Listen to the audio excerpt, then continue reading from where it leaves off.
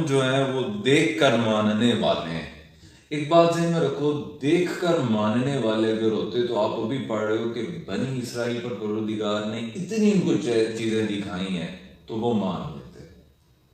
دیکھو ماننا جس نے وہ دل سے مانے اس کو پھر پروردگار کے ساتھ خود بہت دکھاتی ہے، اور جس نے نہیں مانا وہ جتنا مرضی کرتا رہے، جتنی مرضی اس کے سامنے معجزات آئیں، جس کی مثالیں آپ کو سرکار کے دور کی بھی پتہ ہیں، ٹھیک ہے، اور اس کے بعد کے بھی دور کے آپ کو پتہ ہے، جس کا بھی آپ دیکھ رہے ہو.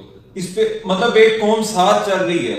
وہ پچھلا ذرا ریکیپ کرو نا، ذرا کہاں سے چلے تھے، ٹھیک ہے، بات ہوئی تھی وہ فرعون کے دور کی، ٹھیک ہے، اس سے پچھلی بھی بات ہوئی.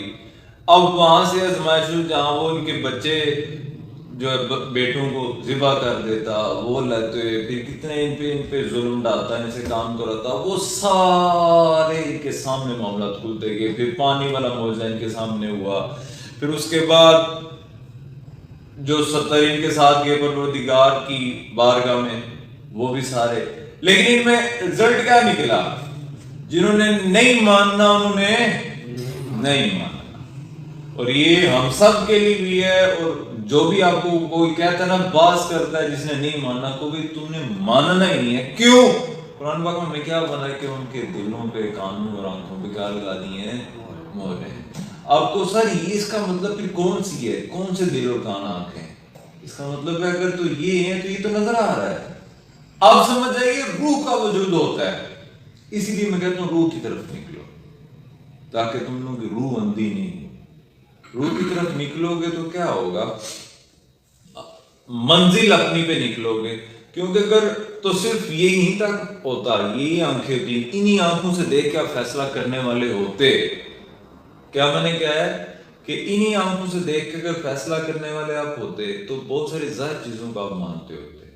اور جیسا کہ ہم مطلب اگر صرف یہی باتیں صرف دیکھنے پر ہی فیصلہ ہوتا، لیکن میری جان ایسا نہیں ہے. فیصلہ آپ کی دل کی آنکھ سے، دل کے کان سے سننے کا ہوتا ہے. فار ایگزامپل میرے سامنے کوئی انسان آتا ہے، میں کہتا ہوں یار یہ کتنا مطلب گندا لگ رہا ہے، ٹھیک ہے، اس نے کپڑے دیکھو کتنے پھٹے ہوئے پہنے ہیں. اس کو نہیں پتا اسلام جو ہے وہ صفائی کا حکم دیتا ہے، ٹھیک ہے، اور نصف ایمان ہے صفائی. خیر اس پہ بھی کبھی گفتگو ہوگی کہ صفائی کون سی کی بات ہے. اچھا اب میں کہتا ہوں کہ یار یہ دیکھو کتنا ناشکر ہے اور کتنا گندا انسان ہے، ٹھیک ہے، کیونکہ میری آنکھ یہ دیکھ رہی ہے، میں نے فیصلہ کر لیا کہ یہ گندا ہے.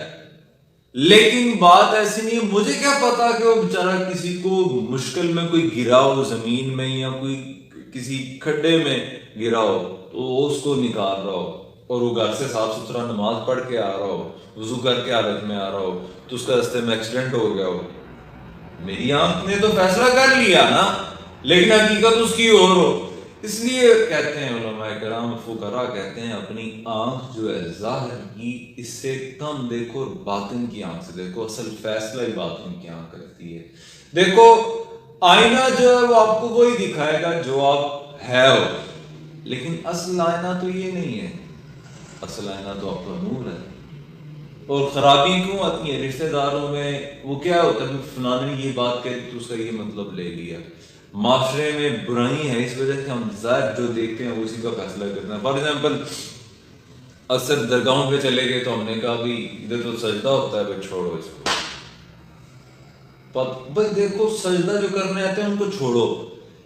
آتے کیوں ہیں؟ لوگوں کا ہجوم کس وجہ سے؟ پروردگار کی ذات کہتی ہے جب تک میں کچھ کر نہیں لیتا، میں حکم نہیں دیتا، کوئی ادھر ادھر نہیں ہو سکتا. یہ لوگ ادھر کیوں جمع ہیں؟ اس پہ کوئی نہیں جاتا. کیوں ادھر لوگ ہیں؟ ان کا لنگر کیوں چل رہا ہے؟ ٹھیک ہے، لیکن کیونکہ انسان نے جو ظاہر دیکھنا ہے اس کا فیصلہ کرنا، لہذا پتہ ہی چلا کہ ظاہر دیکھ کے کبھی فیصلہ نہیں کرنا. اپنی باطن کی آنکھ روشن کرو، کیونکہ اس کی دلیل سب سے بڑی روح کی خوراک کی دلیل یہ ہے کہ پروردگار نے ان کے دلوں اور کانوں پہ مہریں لگا دی. اس کا مطلب دل اور کان روح کے ہوتے ہیں. کس کے ہوتے ہیں؟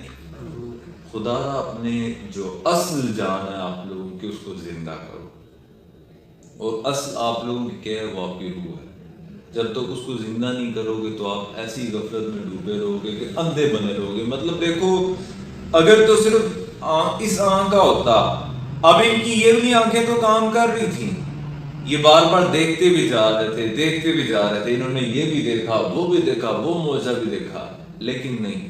اب اپنے سرکار کے دور میں آ جائیں، حضرت سیدنا صدیق اکبر نے یہ نہیں کہا کہ سرکار مجھے کوئی معجزہ دکھائے میں آپ کو مانوں، لیکن جتنے انہوں نے معجزات اور کرامات اور جتنے سرکار کا نور انہوں نے دیکھا اتنا کسی اور نے دیکھا ہی نہیں ہے، ٹھیک ہے، لیکن انہوں نے یہ مان کے دیکھا، یہ نہیں کہا کہ آپ مجھے دکھائیں تو میں مانوں۔ دو باتوں میں فرق آ گیا ہے، کیا مان کے دیکھا ہے، مان کے دیکھنے میں آپ کو اور مزید بڑا کچھ ملتا ہے، لیکن جو انسان کہتا ہے کہ مجھے دکھائیں تو میں مانوں، تو وہ انسان دور ہی ہوتا جاتا ہے۔ اس کی مثال آپ اپنی کلاس سے لو، اپنے گرد کے لوگوں سے لو، اپنے ارد گرد کے لوگوں سے لو۔ ابھی آپ میں کچھ لوگ ابھی بھی یہاں بھی موجود ہوتے ہیں جن کی دلوں میں کچھ باتیں آ گئی کچھ ایسے، کیونکہ دیکھو کئی دفعہ ذات انسان دے کے دیتا ہے، کئی دفعہ لے کے معاملات ہوتے ہیں، صحیح آگے۔ تو لہذا بات سمپل یہ ہے کہ دیکھ کے نہیں، ظاہر نہیں، آپ کی آنکھ اندر والی ہے، اس کو جگاؤ تاکہ تم لوگ اپنے ساتھ ظلم نہیں کرو، اپنے ساتھ انصاف کر سکو۔ سمجھ آ گئی ہے؟ کیونکہ اگر تو صرف اس آنکھ سے دیکھو گے تو اپنے ساتھ ظلم کر بیٹھو گے، لیکن اگر اس آنکھ سے دیکھو تو انصاف کرو گے، ٹھیک ہے؟ پروردگار کی ذات ہم پر کرم فرمائے۔ ہاں جی، سناؤ سب۔